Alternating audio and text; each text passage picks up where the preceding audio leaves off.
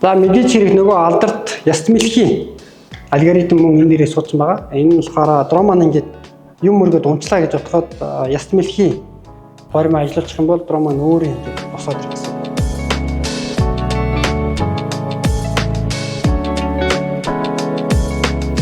Сайн байна та бүхэнд өнөөдрийн мэндийг хүргэе.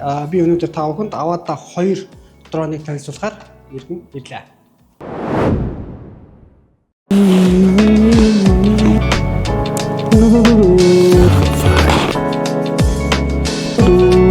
Avata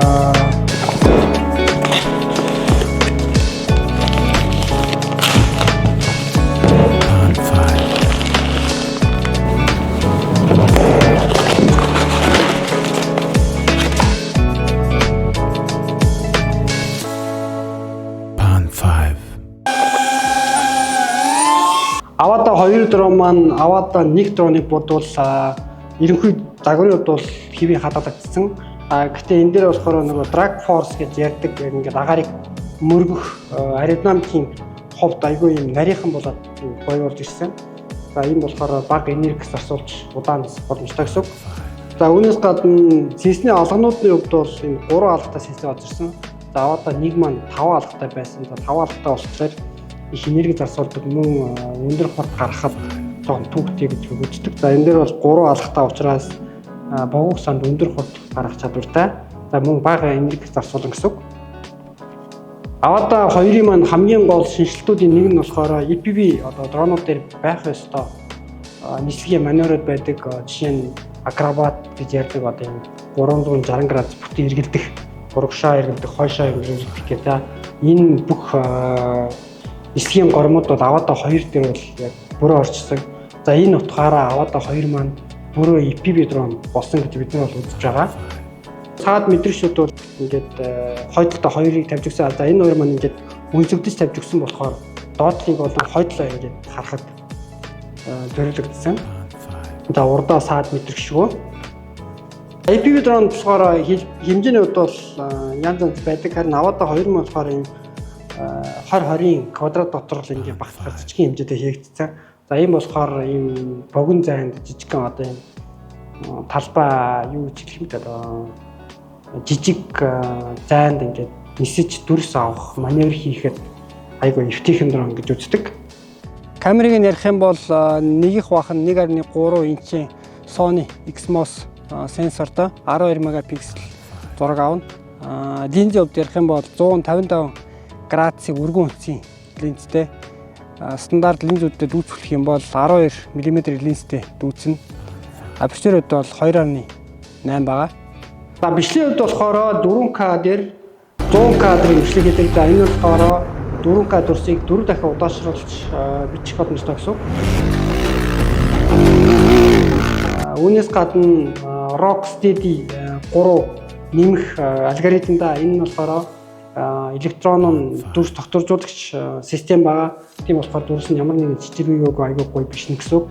10 битийн профайлаар бичнэ. Энэ нь болохоор D-log гэдэг нэг өнгөний профайл байгаа. Тэгэхээр бид нэр хүссэн өнгөөрөө дүрсээ бас бодож чимж болно.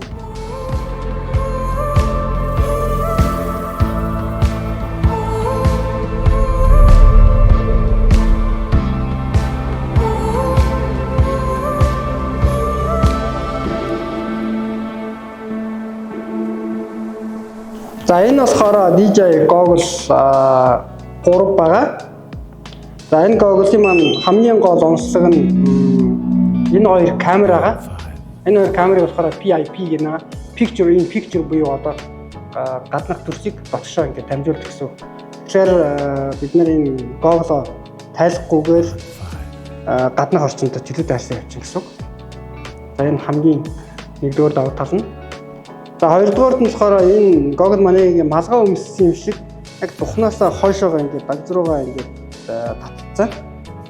Тийм болохоор яг нөгөө нүдэн дээр ачаал өгөхгүй. Бидний өмнөх Goggle-ууд бол ингээд нүдний энүүгээр ингээд татдаг байсан болохоор удаан зөвхөн нүдний энүүгээр жоохон хөвчдөг байсан.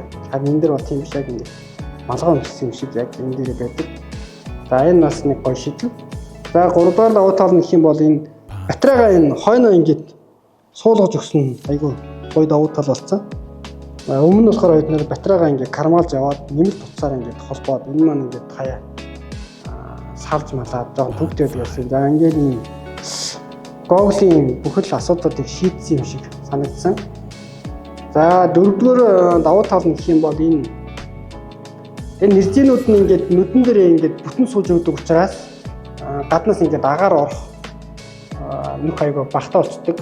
За энэнийг болохоор эдгээр Google дотор ийм хоёр хөргөлтийн сенс суулгасан гэдэг. Энэ хоёр сенсийг ажиллуулснараа дотор ингээд нэг шил сандахаас хамгаалцсан агаар оруулдаг юм хоёр нэмэлт сенс өсгөх гэсэн юм.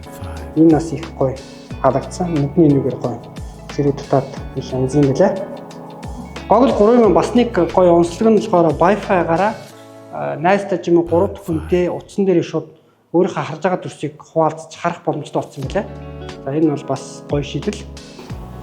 За Google 3 маань энэ нүдэнд суудаг хэсэг нь айгүй жижигхэн. За ийм болохоор нүдний шилтэй хүмүүст зориулж Германы TÜV Rheinland гэдэг компани гişлэгийг авсан мэлээ сертификатыг. За энд болохоор хасах зурагаас нэмэх хоёрын оронд одоо нүдний хараага тохируулах боломжтой ийм линзтэй болсон байлаа. Энэ бас гоё нэг шийдэл. За үүнээс гадна хоёр нүдний хоорондох зайг бас ингэж өдөрч чадна. Яг ингээд өмсөх үедээ гэрэл нь асдаг мэдрэгч суулгаж өгсөн. За ингэснээр батарейгаа бол ингээд хэмнэн гэсэн үг. Micro OLED Full HD экрантай 4T буюу 4 антентай 13 км алсаас 23 миллисекундын хурдаар Full HD чанараар дамжуулж харах боломжтой. Google маань Oculus 4-ийг дэмждэг учраас сүүлийн үед гараад байгаа Mini 4 Pro, Air 3 зэрэг дронуудыг холбож олно.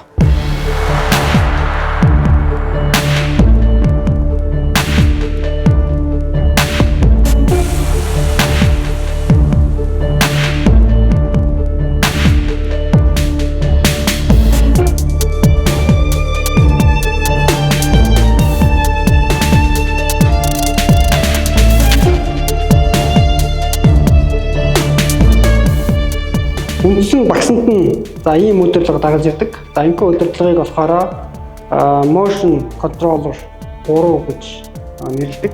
За бид нар болохоор банана удирдлага гэж ярих дуртай. За энэ удирдлага маань тэнхлийн мэдрүүгийн технологиор ажилладаг.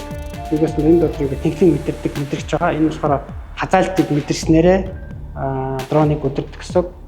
За ерөнхий ажиллах зарчим нь болохоор анх гарсан санаа нь болохоор одоо онгоцны жолоодох хүрдийг одоо яг хуулт тэрнээс санаа авсан.